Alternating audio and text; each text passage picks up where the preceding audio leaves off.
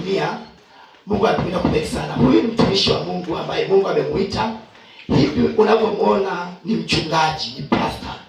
Mungu amemuita, yuko pale Masumbwe anamtumikia Mungu.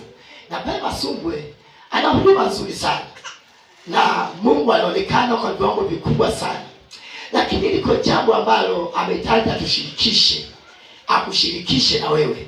Ana ushuhuda mzito namna ambavyo alipokutana na Mungu na namna ambavyo kabla hajakutana na Mungu alikuwa anafanya kazi gani, alikuwa anafanya nini. Kwa jambo zuri sana ambalo tufuatilie vizuri na uweze kusikia ambacho Mungu alifanya na historia yake na ushuhuda wake. Unaamini utakujenga hapo ulipo.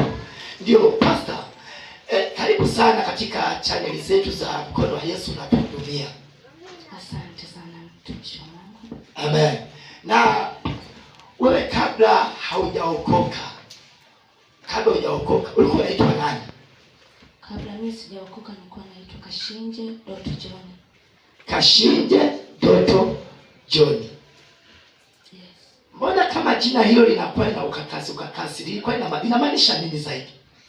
Maana ya jina la Kashinje manake ni pacha ambaye amezaliwa kwa kutanguliza miguu.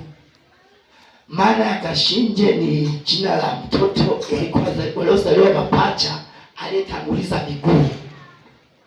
Yes. Ongea sana pia, nao pia ni kama tukio ambalo lina maajabu yake. Kwa nini ilitokea hivyo? Na uliweza kuambiwa kwamba ulizaliwa ukatanguliza miguu? Niliambiwa nilipozaliwa, nitatoa shuhuda kidogo hapo kupatikana kwangu mimi. Mama alipozaa mtoto wa kiume wa kwanza, kunipata mimi ilikuwa ni ngumu sana. Walienda hospitalini kwa waganga mbalimbali wakiwa wanawatabiria tu kwa mtazaa mtoto atakuwa na nguvu kubwa, atakuwa mganga. Atakuwa mganga?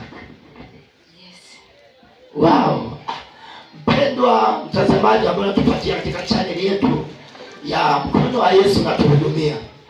Huyu mtumishi wa Mungu kabla hajaokoka alikuwa ni mganga. Na walikuwa wakizunguka maeneo mengi wale waganga wakiwatabiria katika lamuri, wakawaambia kwamba mtakuja kupata mtoto na atakuwa na nguvu nyingi sana na atafanya mambo makubwa sana. Hebu ngoja tuendelee kusikia kile ambacho kilichotokea katika maisha yake. Karibu sana mtumishi wa Mungu Esther. Asante. Na ilikuweje wakati wanatabiri, wakati wana